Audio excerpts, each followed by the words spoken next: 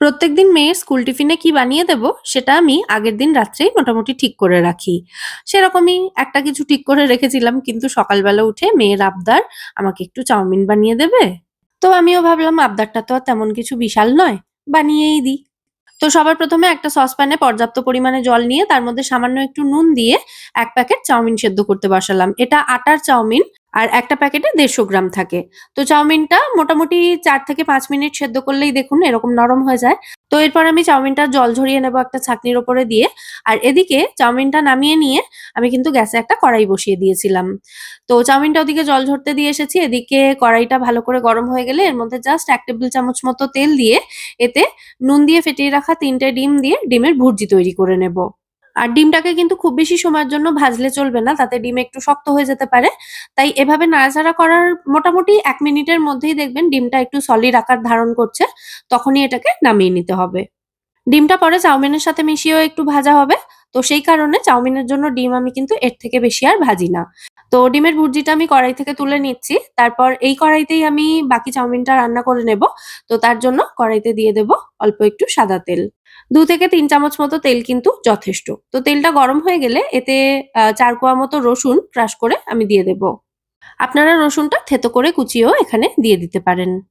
রসুনটা খুব বেশি ভাজার দরকার নেই। গোল্ডেন ব্রাউন কালার আসা পর্যন্ত ভেজে নিয়ে তারপর এর মধ্যে জুলিয়ান করে কেটে নেওয়া একটা মাঝারি সাইজের গাজর দিয়ে গাজরটাকে হালকা একটু নাড়াচাড়া করে নিচ্ছি। এইভাবে কাটলে গাজরটা কিন্তু খুব তাড়াতাড়ি সফট হয়ে যায়। মোটামুটি ৩০-৪০ সেকেন্ড একটু নাড়াচাড়া করার পর এর অবস্থা দেখুন। তো এই সময় এর মধ্যে দিয়ে দিতে হবে একটা মাঝারি সাইজের ক্যাপসিকাম এবং ২ টো মাঝারি সাইজের পেঁয়াজ, যেটা আমি একদম ঝিরিঝিরি করে কেটে রেখেছিলাম সেটা এর মধ্যে দিয়েছি। দিয়ে একটু নাড়াচাড়া করে ভেজে নিচ্ছি।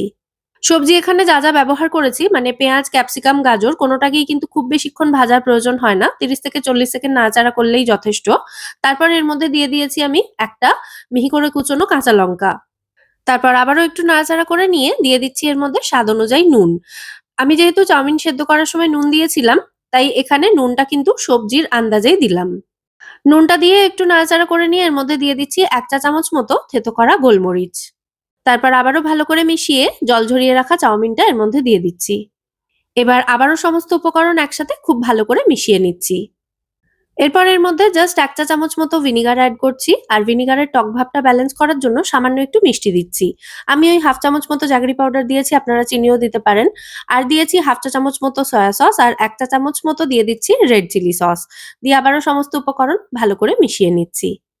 সবশেষে এর মধ্যে তৈরি করে রাখা ডিমের ভুর্জিটা দিয়ে দিলাম। দিয়ে আবারও ভালো করে একবার নাড়াচাড়া করে মিশিয়ে নিলেই আমাদের চাউমিন কিন্তু এখানে এক্কেবারে রেডি হয়ে যাবে।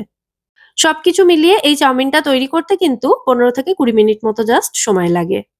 মানে খুব কম সময়ের মধ্যে এটা তৈরি হয়ে যায় আর খেতে এতটা সুন্দর টেস্টি আর চটপাটা হয় যে মেয়ে এবং মেয়ের বন্ধুরা তো ভীষণ পছন্দ করে এটা খেতে। মাঝে মধ্যেই আমি বানিয়ে দিই ওর স্কুল টিফিনের জন্য।